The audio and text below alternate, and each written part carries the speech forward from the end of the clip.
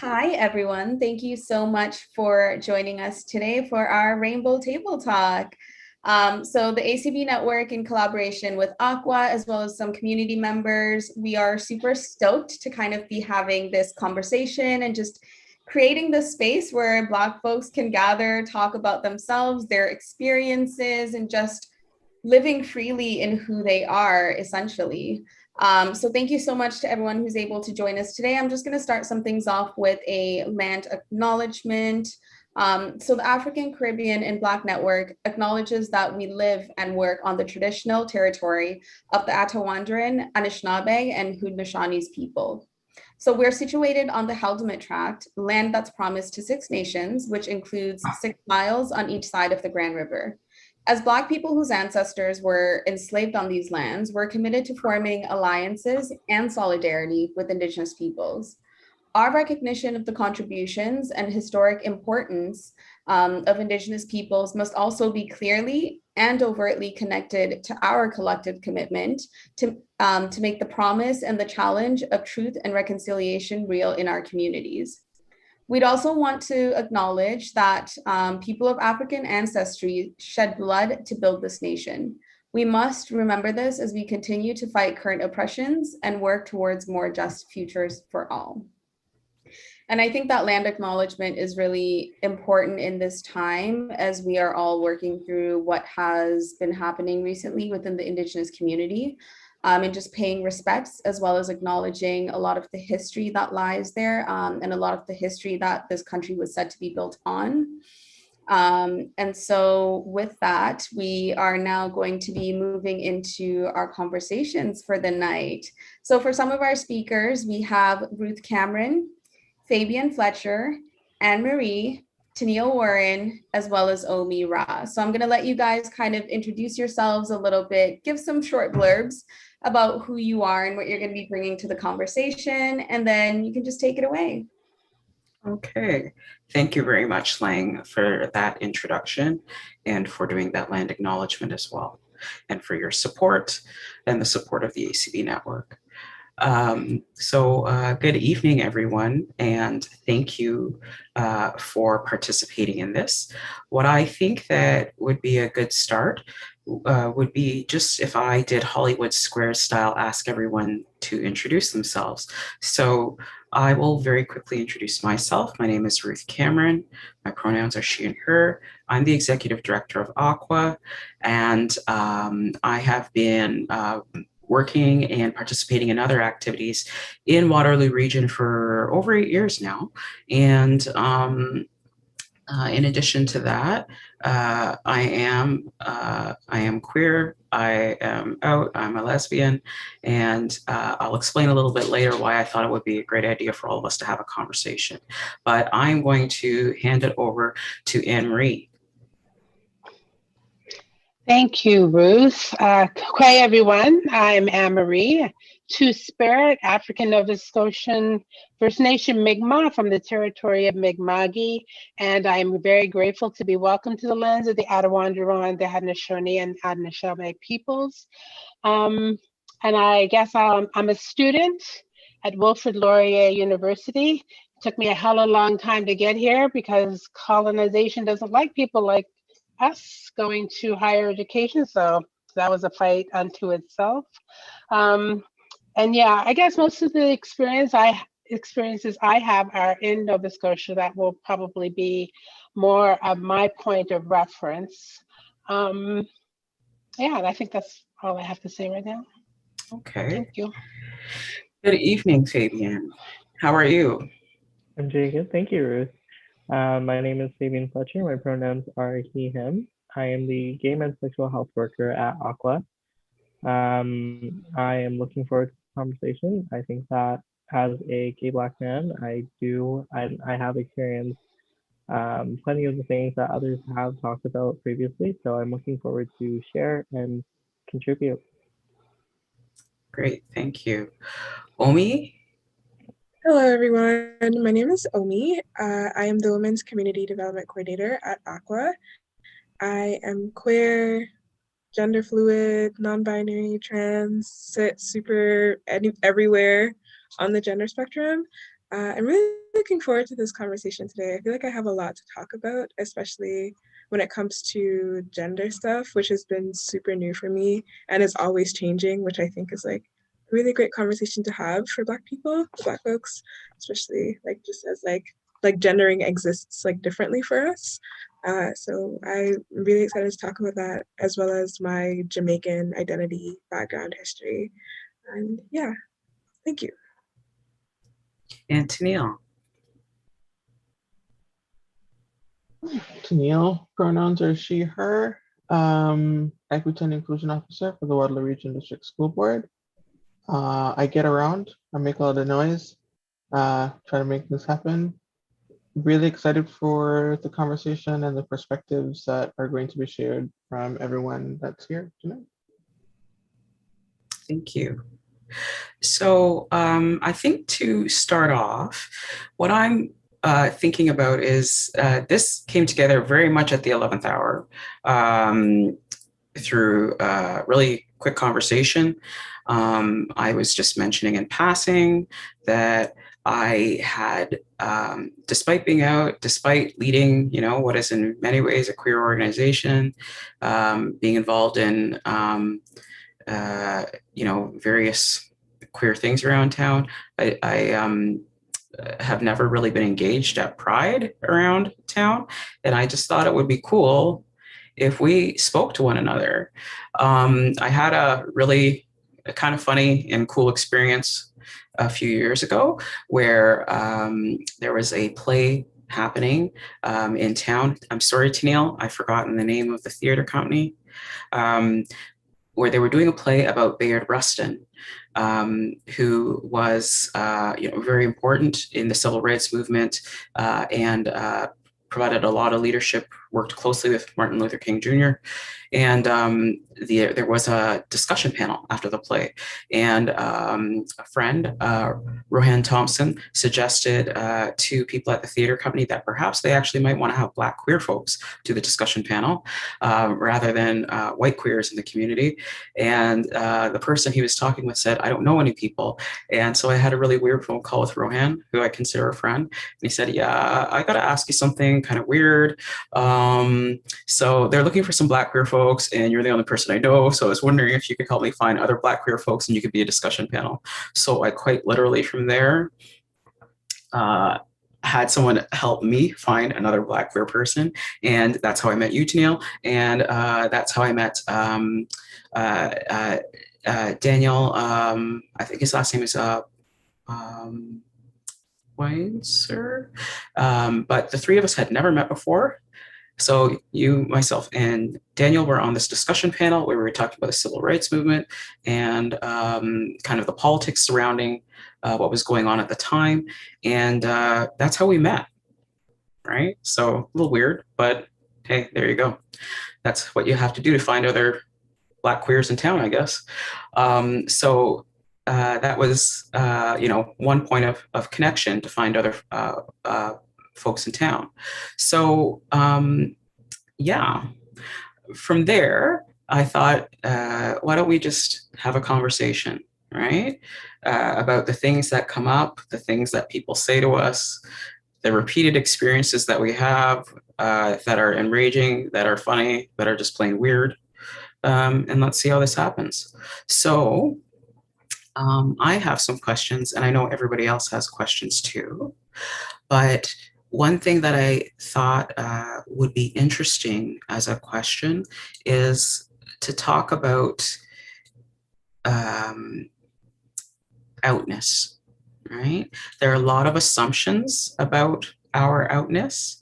And something that keeps on happening to me is I literally will be in queer spaces in this town, and white people will come up to me and very concerned that maybe I wandered in and I didn't know that I was at a queer event.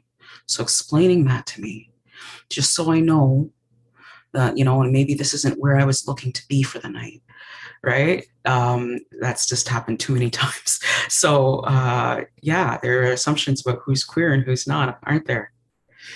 So maybe if I stop talking there, I'm wondering if anybody wants to chime in on that. I've had this happen in bars. I've had this happen at cabarets. I've had this happen with politicians explaining to me about the experiences of oppression that happened to queers, because I wouldn't know anything about that. Yeah, like in my experience, it's been kind of similar, especially at the University of Waterloo, where like a lot of like the like gay or queer spaces have just not been friendly to black queer folks, to black trans folks, particularly because of the ways that sometimes like our blackness intersects with our queerness or transness, and that's been like super weird. I think that for me, I kind of just like steered clear of those spaces because of that, because it was very much just like, okay, so there's only like a very specific version of myself that's like allowed or like will be welcomed into this space.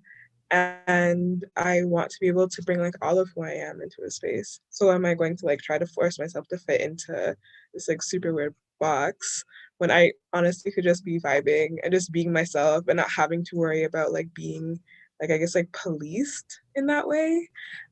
So yeah, so after like the first time I visited like this one like queer student center at the University of Waterloo, I was like, I don't think I'm gonna come back here, but like it's not gonna stop me from like being who I am and doing what I need to do. And since then, I've been able to meet like like quite a few other Black queer like students or like older folks. Like I don't want to say elders, but in the community, and that's been really affirming.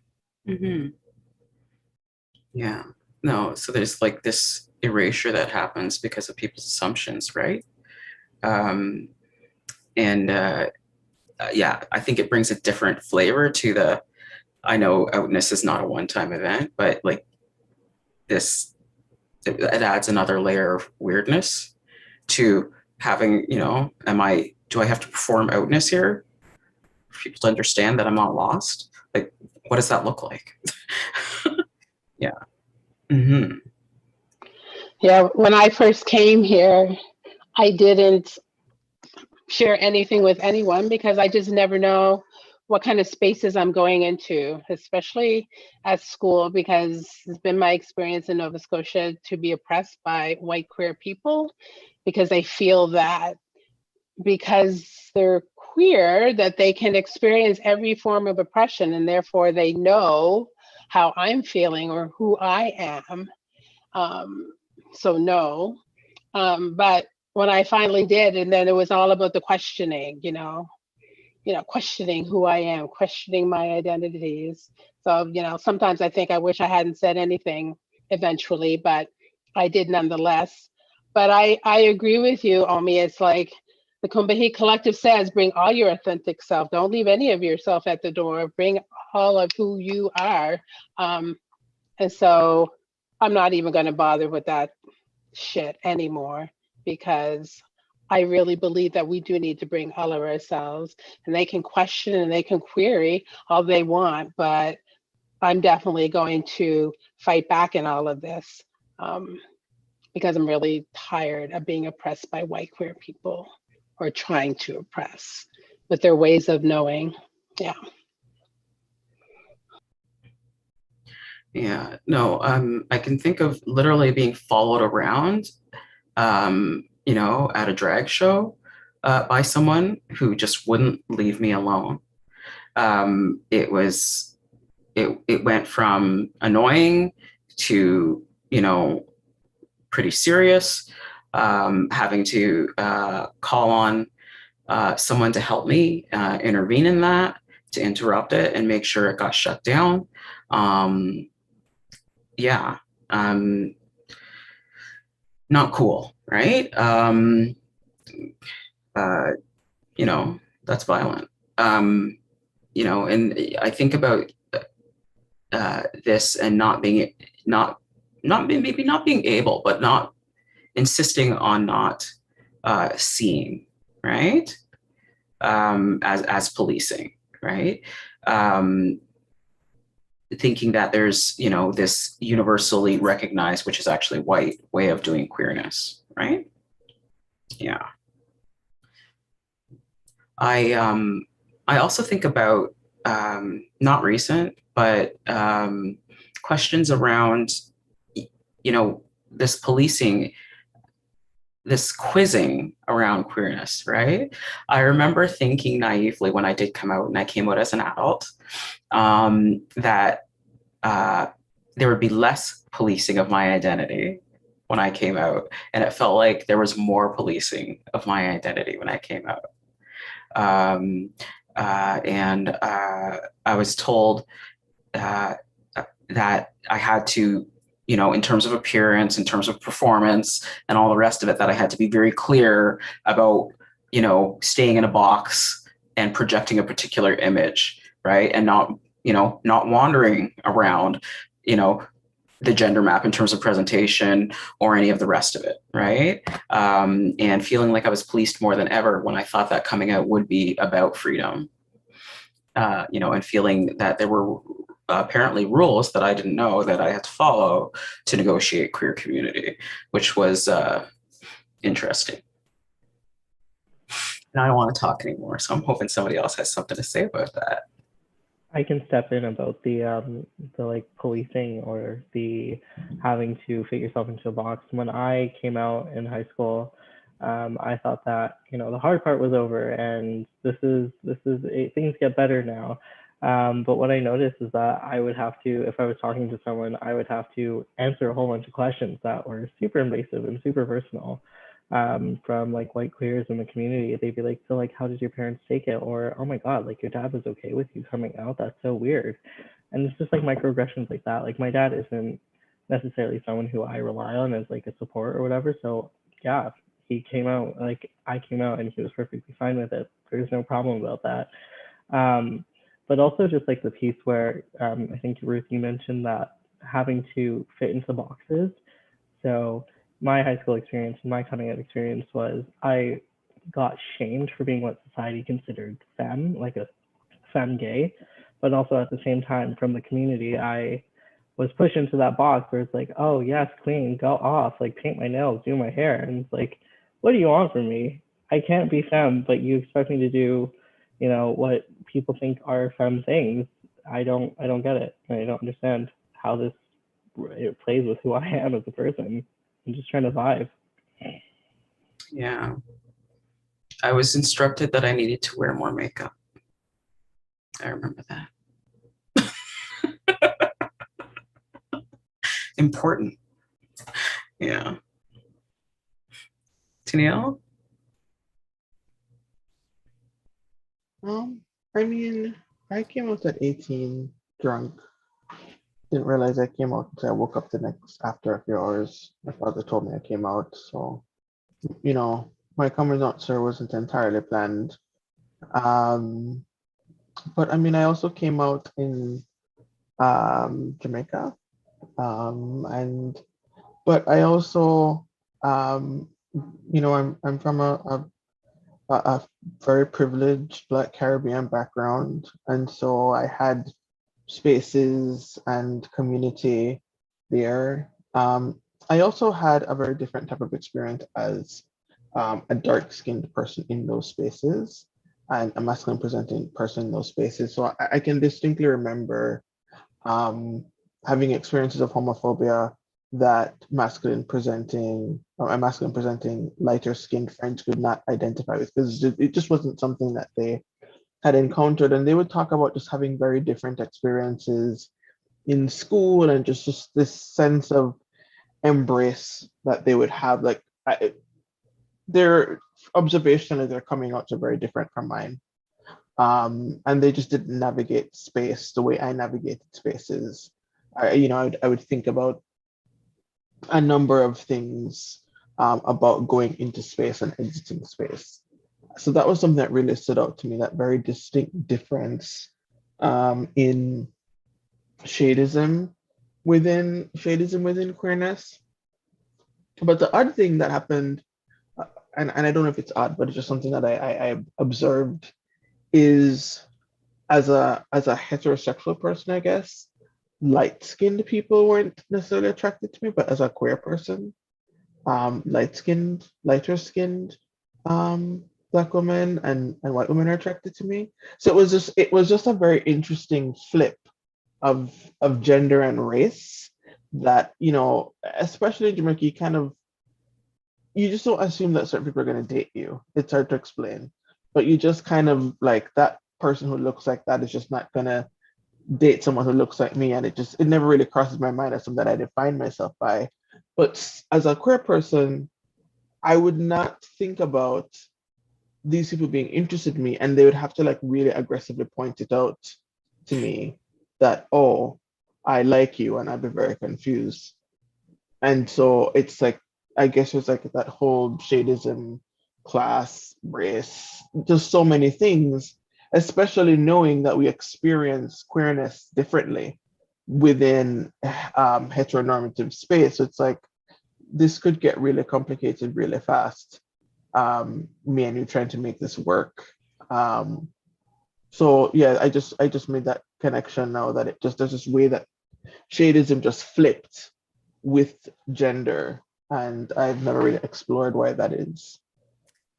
Thank you for saying it, because I wouldn't have raised it if you didn't say it. I experienced a different intersection of that, in that it felt like I had to prove feminist because of not being light skinned.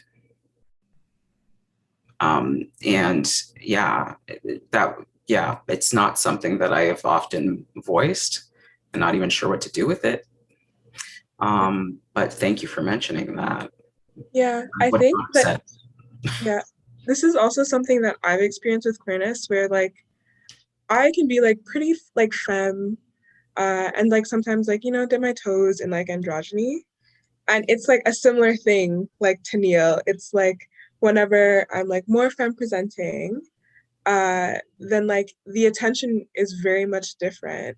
And I would say like and I typically like, you know, if I'm like dating like other like non-men, I typically like go for like other femme people. And when it was that I was more, and it's not the same, like they don't feel the same way about me.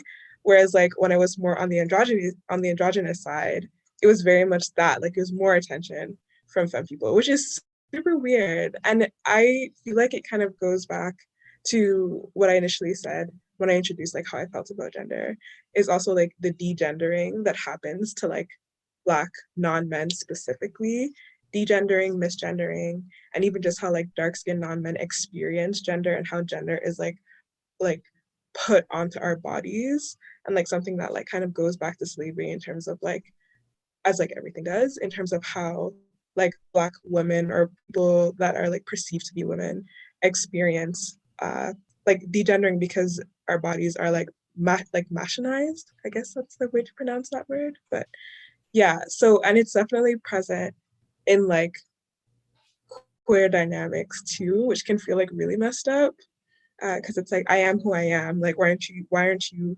accepting who I'm saying that I am? So it's like it can be like a super like weird dynamic to balance. Mm-hmm. Totally.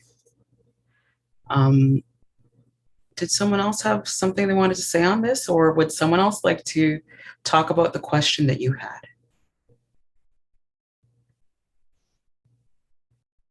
I'm going to, oh. I think there's a lot of, I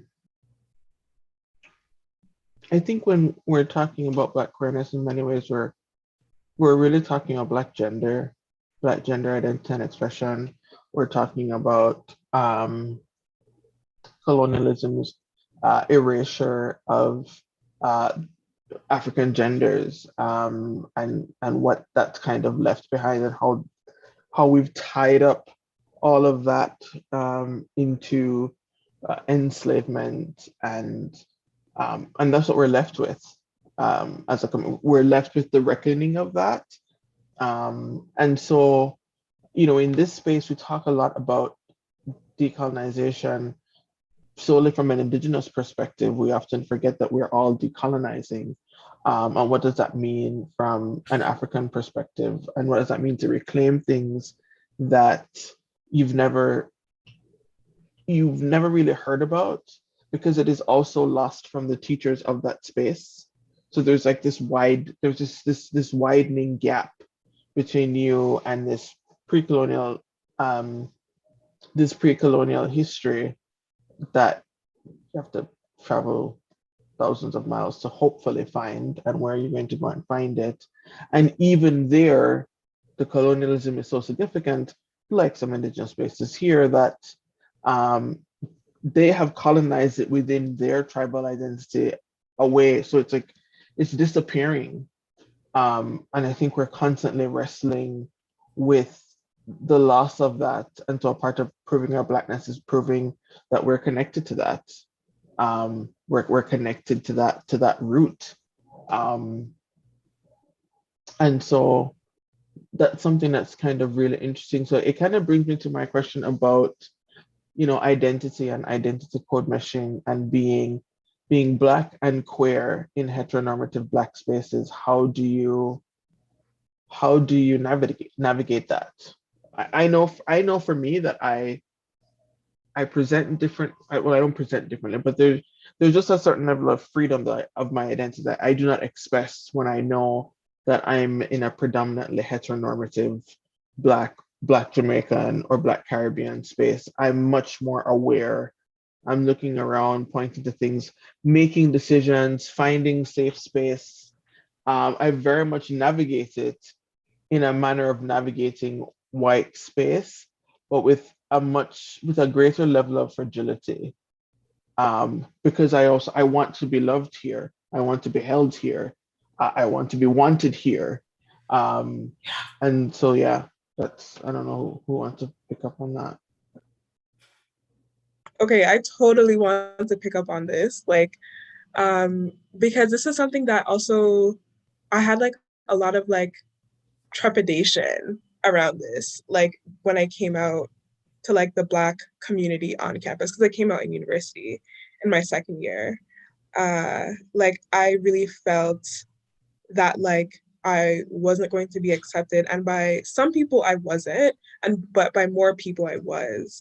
And even still, like that acceptance was really always on like a surface level. Like it didn't feel like I was being fully seen until I fully stepped into Black queer community. And then that was like the most like fulfilling like experience that I've ever had. And like all the Black queer people I've met, like I've always had like long sustained relationships with. But it was truly just like such like a scary experience, because then, and even when I was more femme, or like when I am more femme presenting, then I get fetishized by like by honestly all Black people, all Black cishet people. And then that is also like a very like violent experience, because of exactly what you just said to me. Like you're like, okay, like I want you to see me, I want you to appreciate me, but then that doesn't really get afforded to you in the way that like is like life-giving or life-sustaining. And so that kind of like makes me think about when I like discovered my my Black queer chosen family, what that experience was like for me. And like how like for the first time like I saw like a Black like lesbian couple that like loved each other and like had a family and like had a child, and like what that was like. And it was like, okay, so like I'm like normal, and like my like queerness isn't necessarily like the focus of my life. It's like it's a part of who I am, but like I get to be so many other things. Like I can be like a sister or a cousin. And then my aunt came out like around a similar time. So then that was really nice. But yeah, but it took a while to get there for sure. I think that's what you talk about there is so beautiful, only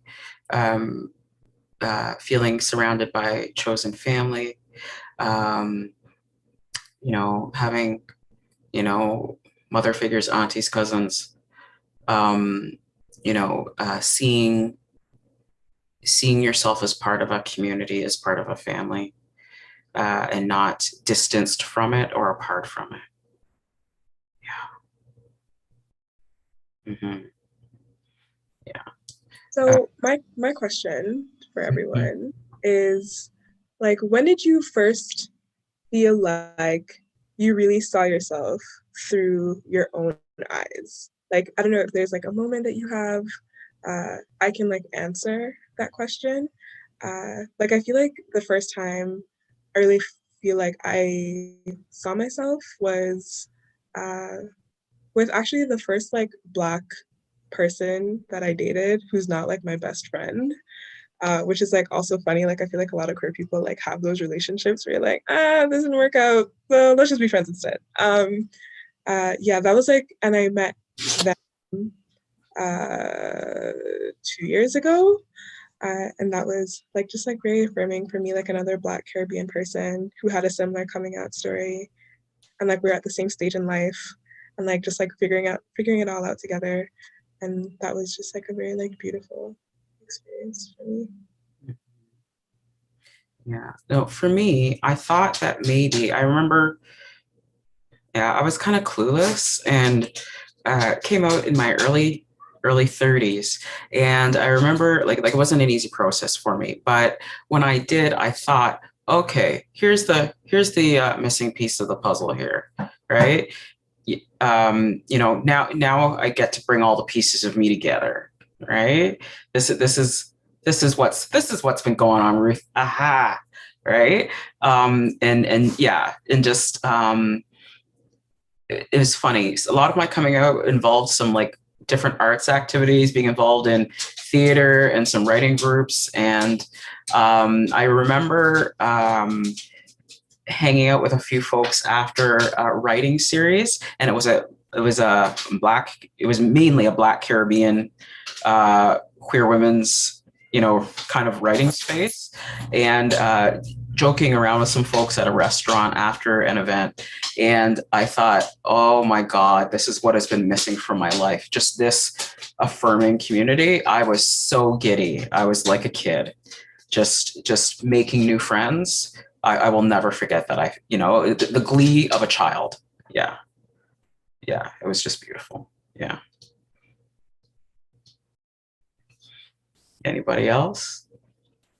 Well, the people I came out to are they're my best friends today. So the same people that were there when I first came out are the same people that are here now. We all kind of came out at the same time. We kind of just took the risk and made the pact, and we were all kind of there for each other with the different fallout and different things. And I think there were different moments for me. I mean, we were the theater community, and that was a part of a lot of things for us, and that expanded to different spaces. But I think a full circle moment would be my first apartment with my best friend and my partner at the time. Kind of became the space. Generally also happens when queer people find a space, all queer people navigate there, because safe space for queer people is hard to find. But I think I came home one night, and there was around, I think it was the moment where I realized I was becoming the elder. I had my elders, and they were still very much, and when I say elder, I was still under 30. And that's another thing with queerness, especially Caribbean queerness. You can show up one day and there's going to be a 16-year-old there looking to find themselves, and you become that person to support them. And I just remember like a 2-week period where people were coming out and their parents were lashing out, and they would just show up at our apartment, and we would just figure out what we needed to figure out in that moment, whether it be, do you need food? Do you need to talk? Do you need to cry? Do you need to sleep? What do you need? And I remember when I needed that moment. So I kind of think that for me was a moment I realized I'd come into something, because it's one thing to be out, it's another thing to have a space to go to when you've been rejected.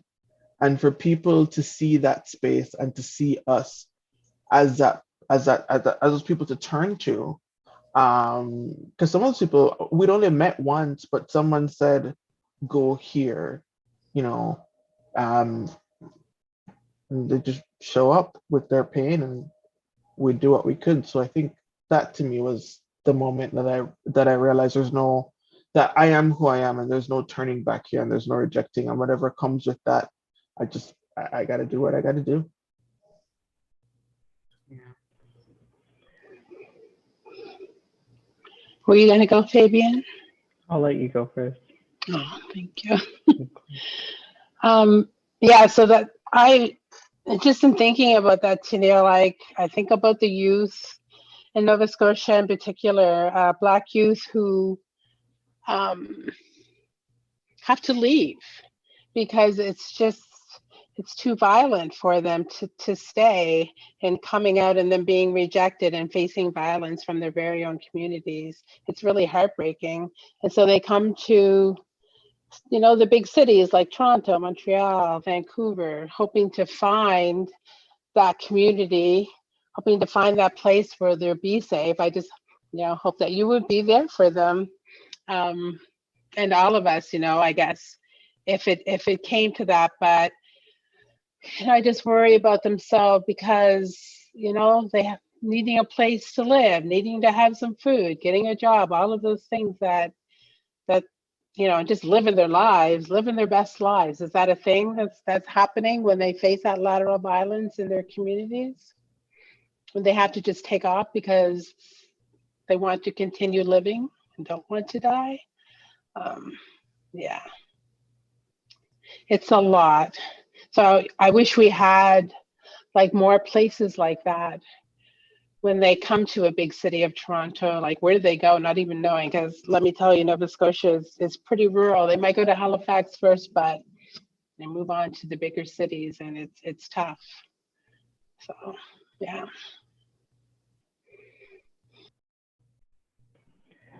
For me, I'd say that like my full circle moment, I can think of two examples. Was I went back to Peel a couple of years ago, and I moderated a panel at their GSA alliance, and it was about like navigating coming out or something like that. And I think that moment of just sitting in that space and hearing these like youth talk and give their perspective, and then also being there kind of as someone who went through that process, that was kind of like my, oh wow, like I did this, and this is something that, coming out is an ongoing process, and it's a constant negotiation. But to be able to share my feedback and to share my experiences, that was kind of one of my biggest moments. And then I'd say like my other one was like, I I don't even remember where we were going, but I was with my chosen queer family, and we were in the car, and we were just shooting the shit and just talking with each other. And I looked back and I was like, this is what life is like. This is what, like happiness and contentment looks like as a queer adult. Being able to fully be yourself with those around you who love and support you. And it was such a sentimental moment for me, just to be able to sit in that with them and to talk and not have to hide my, my blackness or my queerness, or, have to worry or deal with like microaggressions or comments. So that was my moment when I was like, this is full circle. This is what, you know, I was looking for when I was a youth and made mistakes and, spent nights up crying and, looking for stuff, like looking for support. This is what it turns out to. Another moment for me was my kid coming out to me. That was, I think, one of the coolest moments ever. My kid came out to me. They figured things out a whole lot earlier than I did. And I said to them, they were just so brilliant to have such self-knowledge, right? I had this feeling when I came out very much that I was the last one to know. I got a lot of, oh, you figured it out, did you? Responses from folks, which made me feel really self-conscious about myself coming out. It was kind of like, and just knowing that my kid felt safe with me, and 2 seconds after coming out, they asked me if we could go to Pride. So they had an agenda. they were on their way. I was like, all right, you know who you are, you know what you want to do. You know, there is kitty pride. I think we'll do that. Um, you know, but I love that you know who you are and you're so comfortable in yourself. Yeah, that was pretty awesome. Um, so we were talking about, you know, youth, and I was I was thinking about my experiences doing youth work. Needless to say, I've aged out of that at this point.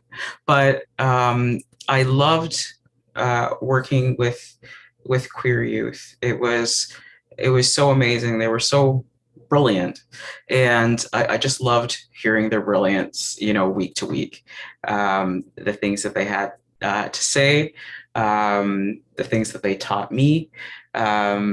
It was invigorating. Um, I also, however, much like what you said, Anne Marie, right? So aware of disparities that can happen for all youth, but what that can look like for youth in our communities, right? And how important it is sometimes when you see that moment of recognition, when a young person sees you, and maybe all they needed in that moment was to see you, right? And know that they weren't the only one. It's a huge deal.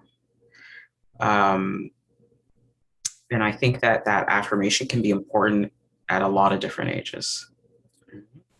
I felt very young, despite being in my 30s, having a mortgage and 2 kids.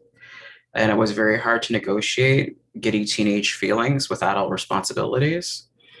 I felt pretty weird and self-conscious. But at the same time, I just met some lovely folks, you know, that really made all the difference for me at that time. I'm wondering about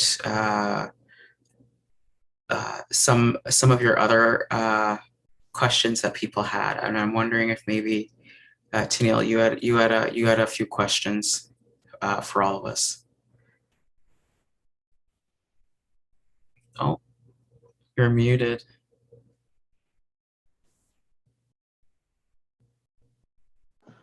I think I only had 2 questions, but I think Ome and Fabian kind of started talking about this, but it was around the idea of family um and I think that one of the things that we've lost with colonization is the village.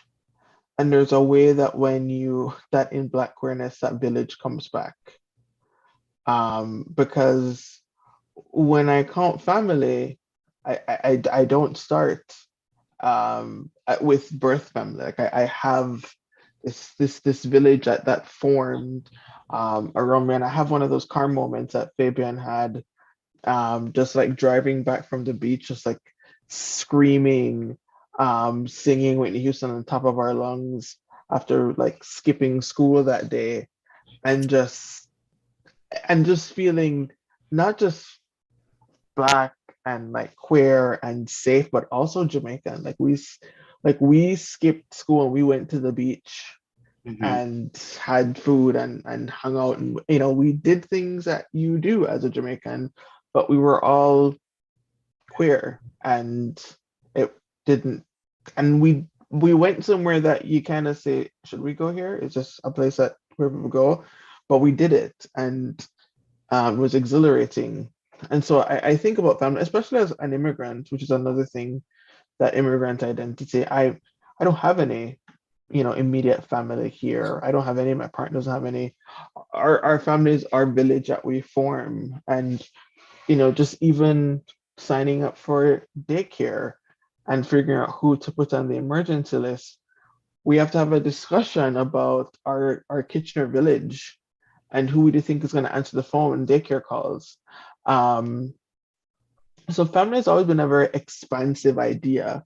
First, as being queer, in a space where publicly you're not supposed to be queer, but there's quite a queer community. And then coming here alone, as I came here by myself. I immigrated as an adult on my own, by my own choice. And then finding community in Toronto. A fun fact, my two best friends that I came out to at university, they are also in Toronto. And we didn't plan to migrate, it just happened that way. We all migrated at different points in time. And then deciding, okay, we're going to move to Kitchener because it's cheaper to start a family. And not really kind of thinking about the parts of, well, you're going to need emergency contacts and stuff like that. So I think about how queer family forms and what that means, because your family is people who your queerness feels safe with. And so that's kind of what I thought about, is if there is an emergency, I need to know that my queerness is safe with this person. Almost more than, do you know what to do if they ask if I have a DNR? Like, I need to know that at the end of this, if everything is left with you, the story that is told is going to be my version of the story and not the version of the story that will be co-opted by all the other people who wish this was a story of me. So I thought about that a lot. Queer family, like coming into this conversation, who are those people? How do they become your family? What does that mean?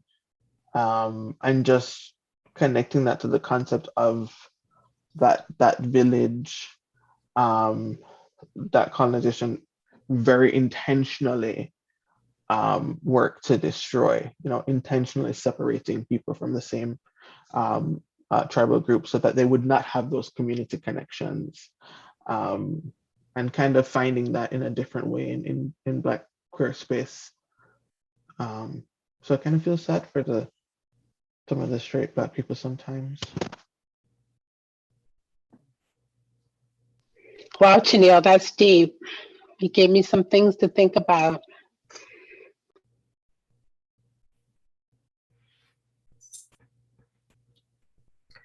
Yeah, I think what you said resonated with me, Tennille. I think about moments where I've shown up at people's houses with very short notice or unannounced, very specific folks, because I needed to stay there for safety, and knowing who I could do that with.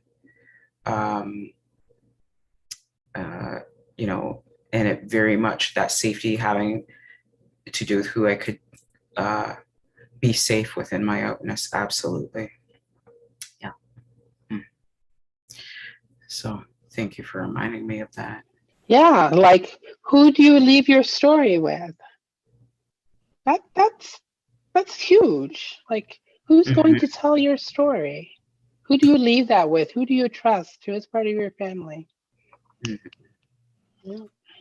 Yeah. Yeah, that's like, it's really making me think, specifically because I feel like as I age, like what that family looks like is gonna look different. Just like the more people that like I meet, if I move, like what kind of happens there. But it's like I'm thinking about all the people that like have my story like from my own mouth, like in my own words, and that like have trusted it and have kept it.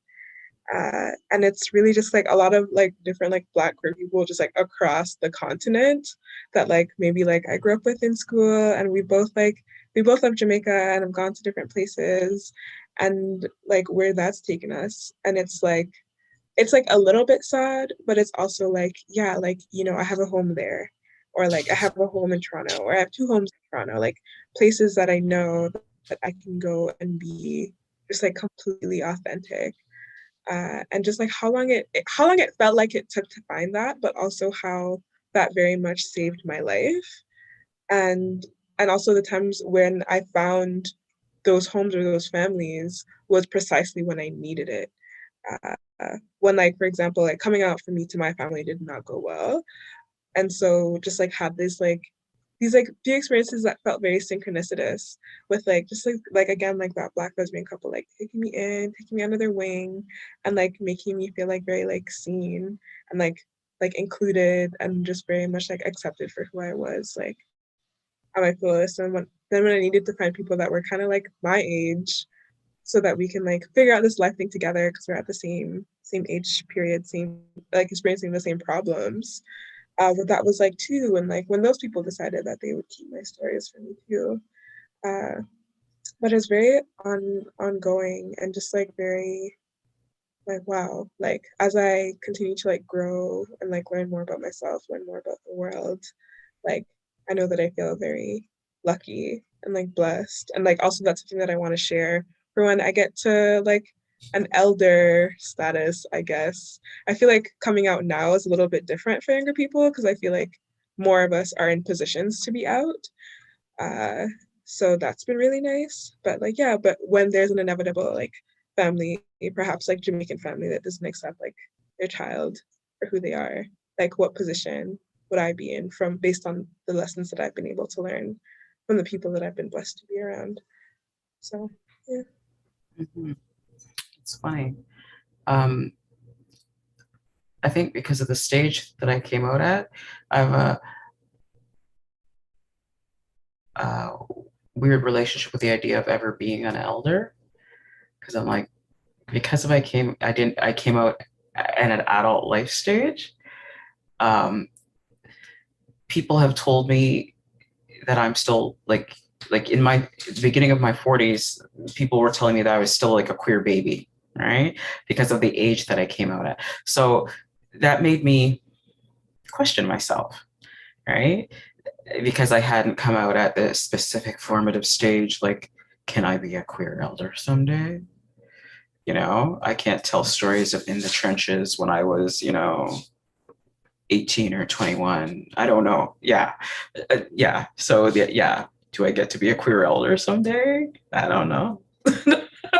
Like you're kind of like limiting yourself by like the stereotype of, you know, one that you need to have stories of being in the trenches to tell, and what does that even mean? Yeah. Really though. Yeah. No, You know, I'm joking. I'm joking a bit.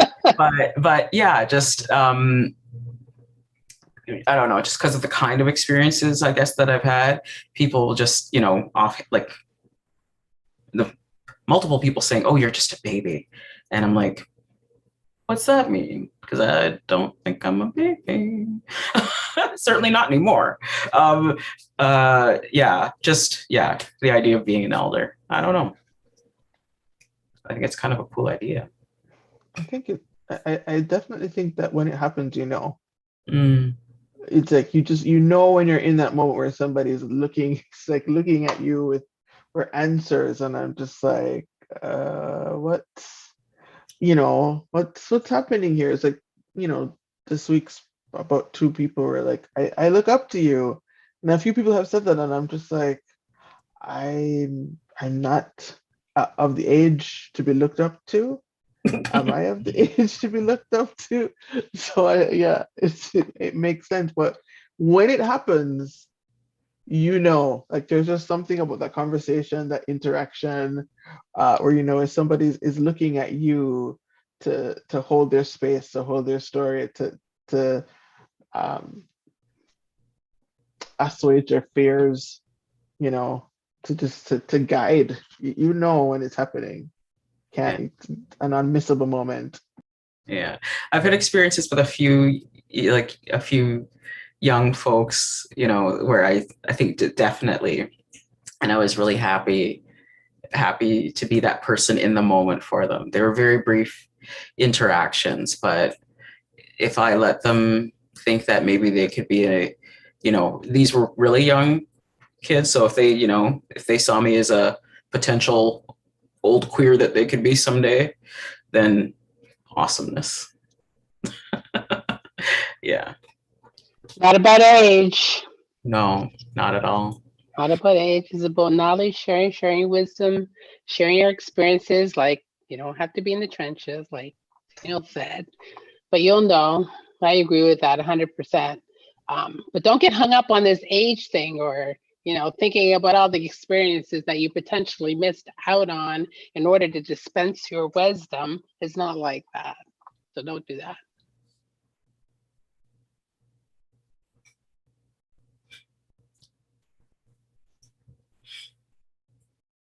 Anybody else? Other stuff? I feel like we lost Fabian.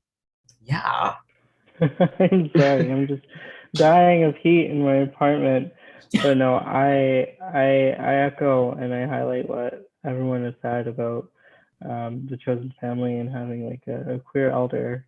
And I was thinking back as to like when I was a teenager, I got involved with this group that was all about like queer youth, and we would meet on a weekly like rotation, and the um, one of the facilitators, his name was Kevin, and he was a this amazing person. He was a black gay male, just like myself, and I found myself so like entrenched into like this is what I want my life to be. He was a social worker, and he had like amazing style. First of all, amazing style. Like if I could borrow anything from his closet, I would have just been happy at that age.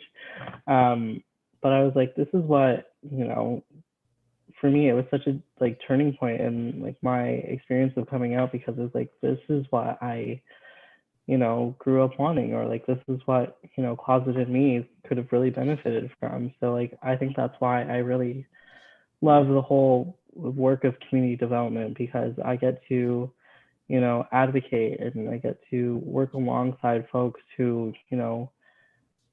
they have that lived experience, and they have that community that they support and that they work with, and it's a great experience for me. Mhm.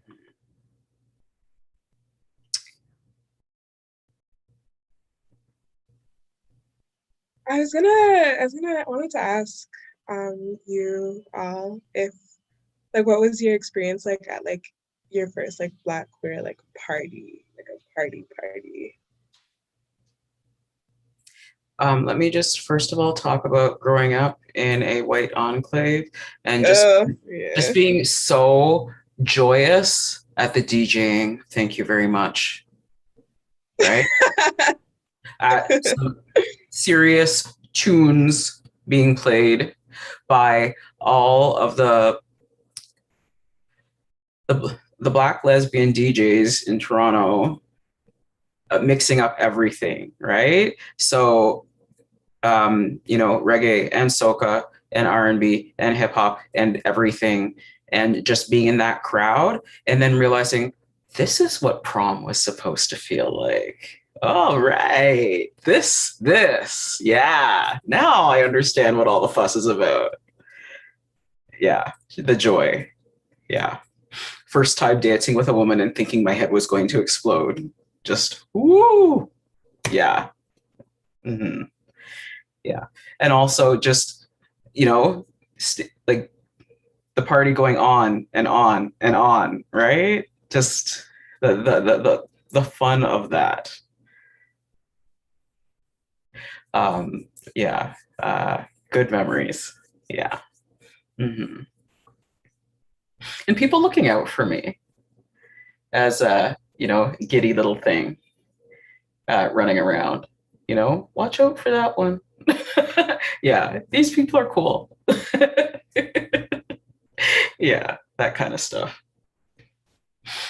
I would say that I have a slightly unfair advantage to answer this question because it came out in a predominantly Black space.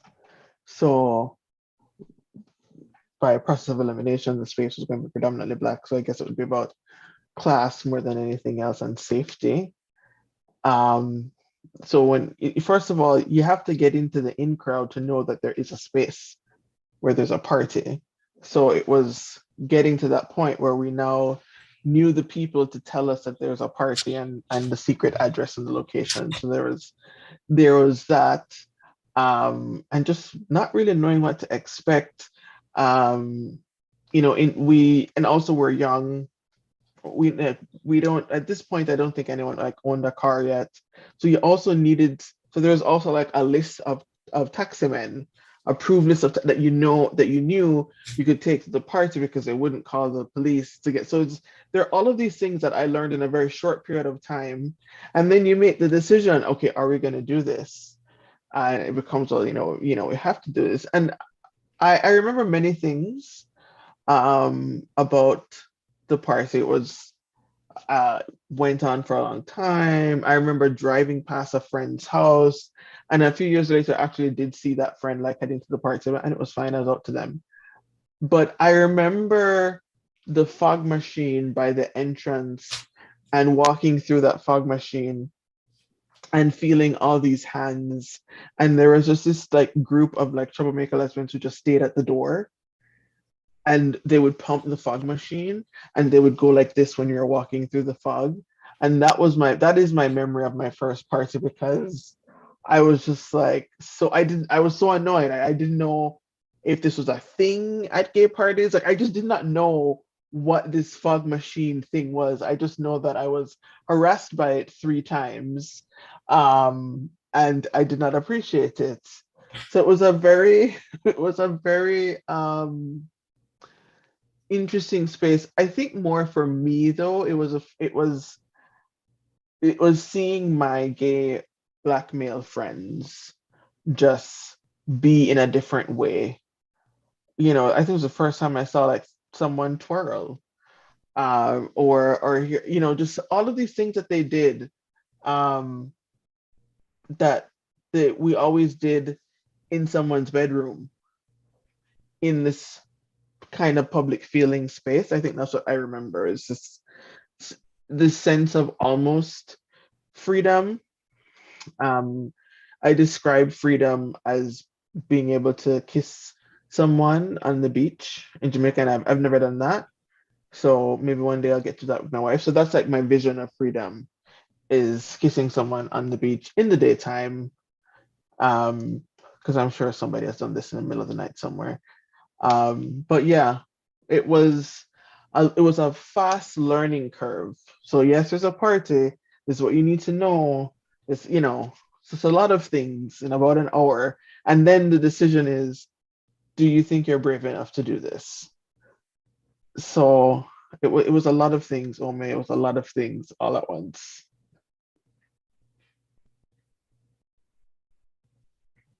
I've never been to a black queer party, well, to a queer party in Jamaica ever.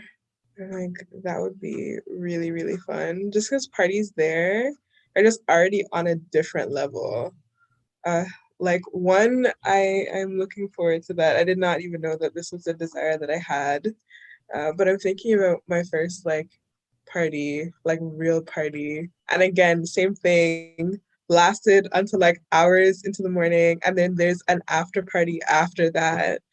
And it's just like the party truly doesn't stop. And also just like even like the like flirting that happens at black queer parties is just so like sweet. And it's like, and sometimes it like doesn't go anywhere and it's just like at the party, but it also like adds to like the energy of the party, just that feeling of like freedom and people like dancing. Oh my goodness, I personally am a part of like black people who can't dance.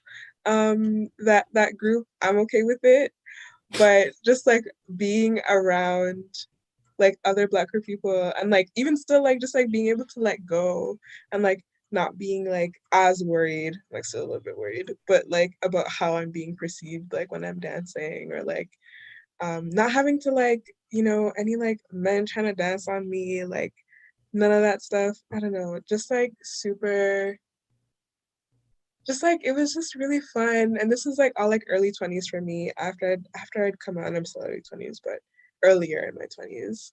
And just like how like formative that was for even me being like, okay, I know what a good party is. Like, and it's not this. And I'm gonna go home because this is actually kind of a waste of my time. But yeah, really looking forward to like the next party that I'm able to go to. It's been too long. It's been way too long. That's so I interesting to me, Omi, because I've struggled to find that here. That just like I can black send you some links. I can send you that some links. black freedom of just dancing. It's interesting because I I found that sweat and that hours into the morning. I found that when I found um, a mixed space. Um, so um, author and Antonio Michael Downing, who's the love of Kitchener right now with Saga Boy. I met him as John Orpheus because he created a space called Afro House in Toronto, which was all about African music of all kind, and it was very explicit. And I'd never seen this before in the advertisement. This was a space for all kinds of Black people. It was a space that represented so much, and it openly said, "We want Black queer people here." So it was, and that was the first time for me that I saw Black people dancing.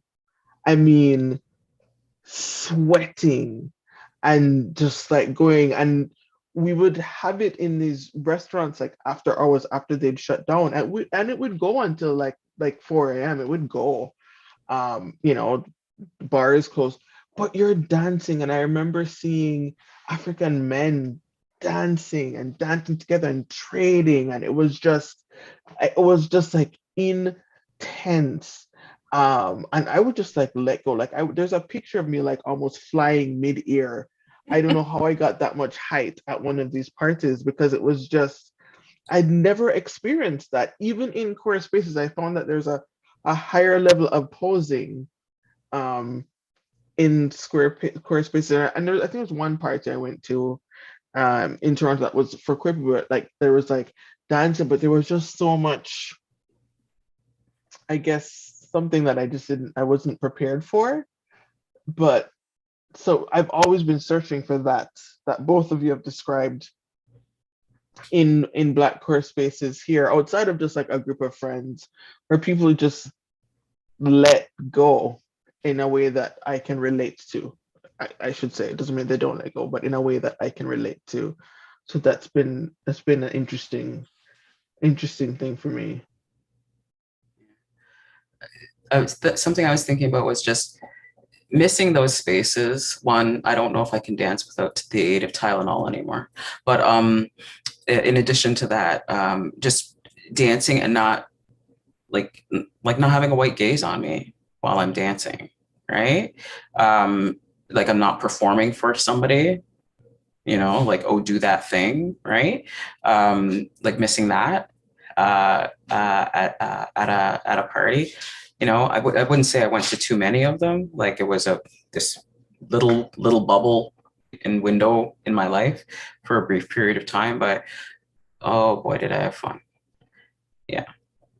Mm-hmm. Missing that, where somebody doesn't think you're putting on a show for them, right? And just be free in your body and not have someone think that that's a display, right? It's a sense of freedom. It really is, even if it's just for a moment. It's a moment of freedom. Those moments are blessed, seriously. So take all in that you can take. Yeah. Mm-hmm. After the pandemic. After fully vaxxed. Make sure you're fully vaxxed before your next party. Yep. Mm-hmm. I think we need to talk about Black love. Yeah. Is that a thing? Are we on the Black love train? Is that what we're about? What is Black love? Can you only have Black love with two Black people? This could get really complicated. But how do you define your Black love? For me, it's about assumptions. I think when I'm navigating queer spaces, there are assumptions about who I would be into. There are assumptions about what I'd be into. And I feel freer from those assumptions in really multicultural spaces and in spaces where I see a lot of other Black folks, right? It's about, for me, like it's not just about, seeing yourself in some way reciprocated or reflected because of the other person also has it, maybe the experience of experiencing either being racialized as Black or being racialized as non-white, but also just yeah, it's not just about sexual interest or, romance, but it's also just kind of that glee that I was talking about being with other Black queers. That's part of my definition of Black love, right? Just that high, that giddiness, that affirmation of being in community.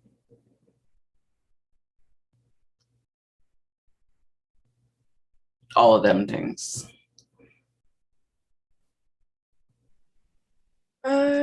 Yeah, good question, Tennille. When I think about Black love, I think that it's really important. I think that it is like without it, I feel like I'm just not like fully seen or like understood. And I think that like even in my like you thinking about Black love both in a platonic sense and a romantic sense, that like yeah, like without it, like it's always, I know like earlier in this conversation we talked about just like pieces being missing. And like sometimes like that's what it can feel like when like I don't have that, specifically also from other Black queer and or trans people, is that it really does feel like something's missing. And I like count my like lucky stars that like I'm able to experience it, like just period, because it does feel very validating. Uh, and so like I've like dated non-Black people, currently dating a non-Black person, and it's like obviously love that person very much, but it's like there's something to be said just about the depth of love that I have experienced from like other Black, queer, and or trans people. It's just like there's just like questions that don't have to be asked, things that don't have to be said. Like you just kind of get it, and it's like you know I don't have to talk, especially like I don't have to talk about racism in a way that's like explaining it. It's just like yeah, we'll like have like an anecdote from like her day, like something that happened, and being like yeah, and then I was being like yeah, and then keeping it moving, and then like talking about something else, like whatever the Twitter discourse is that day, for example. And like I don't know, it just brings a certain ease to life that I think is just incredible. And humor. Yes, absolutely. Yeah.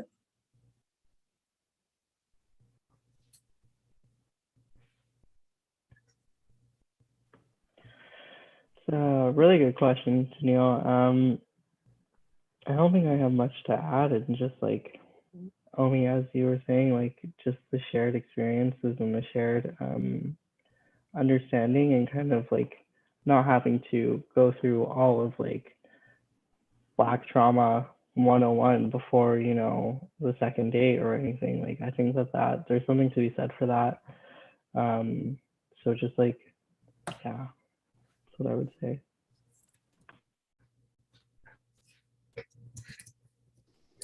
For me, it's rare. It's a very rare and precious thing, um, especially when our communities are still wrapped up in colonialism and colonial ways of thinking and being. It's hard to find that Black love sometimes, especially Black queer love. So, yeah, it's a rare and precious thing. So hold on to it whenever you have it. I'm like also that thing is in like when you're trying to decide if you should date someone or if you should just be friends. And then like just that whole thing, like being a Black queer person dating in Toronto, it's like, okay, I'm friends with most of you, but have maybe kissed at some point or have had romantic interest, and then being like, no. But I saw this meme that was like the friend zone with like cis het people, and it's like these like rigid like this rigid fence. And it was the friend zone with like other queer people, and it's like a fence that's like on the ground. And yeah, very, very much that. I'm not even sure if that's like just dating Black in Toronto. I think that's like dating Black queer anywhere on Turtle Island because like there are already so few. Like it's reduced in the queer community, then it's reduced in the Black queer community. So um, I think that that fluidity of queer relationships is almost par for the course. Like you're not gonna get through this with those rigid lines. It feels like a weird kind of I don't know revolutionary act to just not care. Like okay, we dated, it didn't work. Cool, let's go hang out. Oh, that guy's cute. It's just this thing. You're just here. You're hanging out. You're doing things. You're friends and work out. Um, yeah, it's just. I mean, my ex-boyfriend who is gay introduced me to my wife, so there's also that. That's a whole thing, and not just introduced me, set us up. Like he was like, I think you two would like each other. Um, and I'm still pissed at him for waiting until we're in person to come out to me. So there's that. Um, You guys actually so go out with people who say that you're going on a date? I just end up in like, coffee shops with people who all of a sudden decide you're bare their soul to me. And then I realize, oh, maybe it's not coffee. Oh, okay. So this is a thing? yeah, there's some people who really actually date. I will say that I've only been on like two dates. Like, will you? Let's go do something. The rest of it has been a bit more like the coffee shops, or I've met someone and like, oh, this is interesting. We should hang out again. But in terms of the North American concept of dating, I've only done that twice in North America, and it was an absolute disaster. And there were so many rules, and I was so confused. Went on the date. The date was good. The girl disappeared. I'm like, I don't understand. And then it's like they message like 2 months later, what are you doing? And I'm like, I'm very confused. And then I was introduced to the idea of what we dated like at just before winter, and then we're not, obviously we're blacks, we're not gonna do anything winter. So like pause and then like come back in spring. That was a whole learning experience for me. I was like, what? This was like also how you're not desperate. So I'm like, but is there like a heads up? Is there like a message? Is just like a let the winter pass and see if they're still there after they've thawed. I was very confused. And I remember mentioning this, and they were like, "Well, maybe they're doing the winter thing." I was like, "The winter thing?" Um, so there are things about this place that I don't quite understand. I feel like I should be taking notes on this. This is weird. Are there signs? To the winter thing. Yeah. Oh my gosh. Honestly, though, I don't get that fair weather love because I mean, at least out east, if you waited for winter to be over, you would never be dating because it's like winter all the time. You got maybe 2 good months. Make it work. Don't you want to be like, like winter? You don't want to be cozy? You want to like snag somebody for the winter? That makes sense to me. So different things. The person you snag for the winter is not the person that you want to date. I also learned that. So it's a test.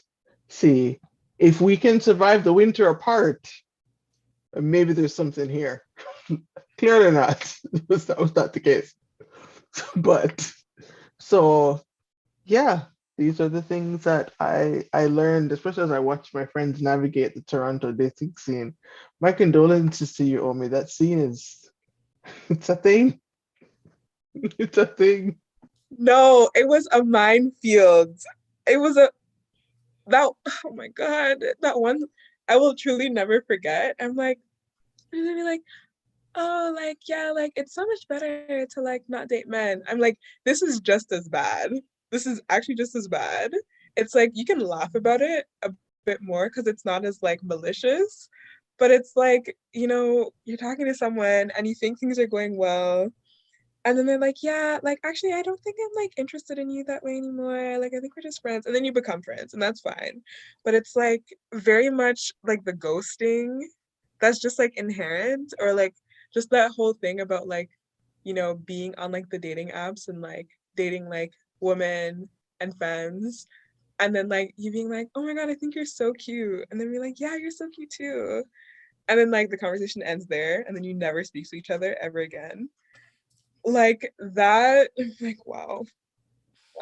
Anyway, I'm yeah, I have so many stories just about like this, and like just this one summer that was just like a hot mess. But it's part of the course. It's like a rite of passage, like almost. You kind of have to live through it.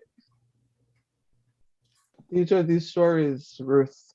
The stories that make you earn your eldership. Omi Omi's telling them right now.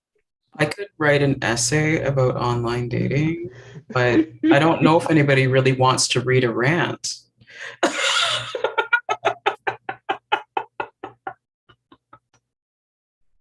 Lots of twists and turns, some really bizarre humor. Oh, yeah. Fabian, anything to I'm add? down for a rant, Ruth, anytime, because it's hard. It's hard out here. It's just weird. Yeah. It's weird. The only thing I will add is thank you to Neil for finally clarifying the whole ghosting around winter, because I didn't know it was a thing. Now I do. And I can easily apply it to like 4 different people in my life. So I've been like, where did you go? Like, did you go into hibernation? And yeah, apparently our relationship did go into hibernation.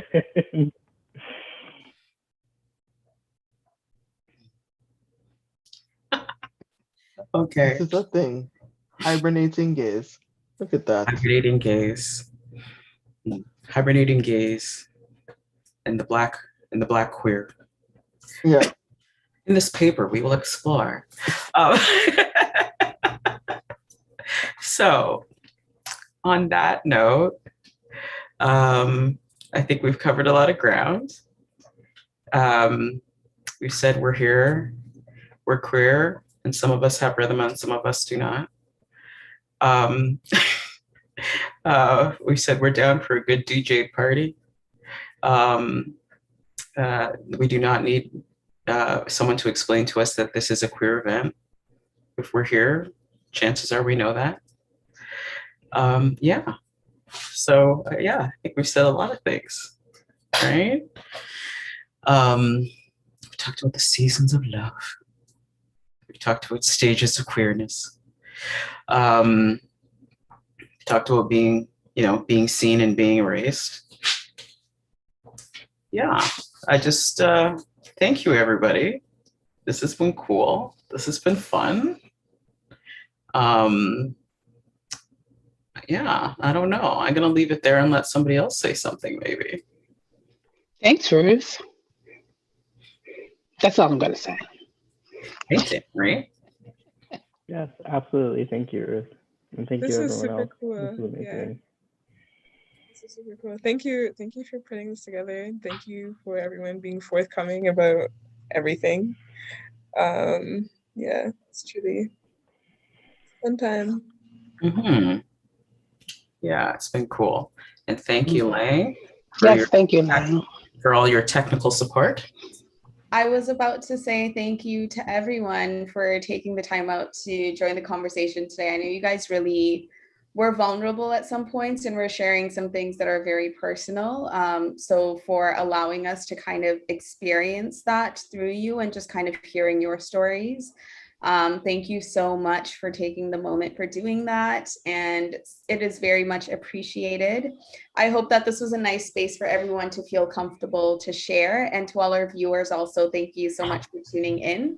We hope that we can have a lot more of these carefree conversations where nobody really knows where they'll go, but they're going somewhere. And the conversations are always amazing. So I think with this, we're going to be closing off our live stream.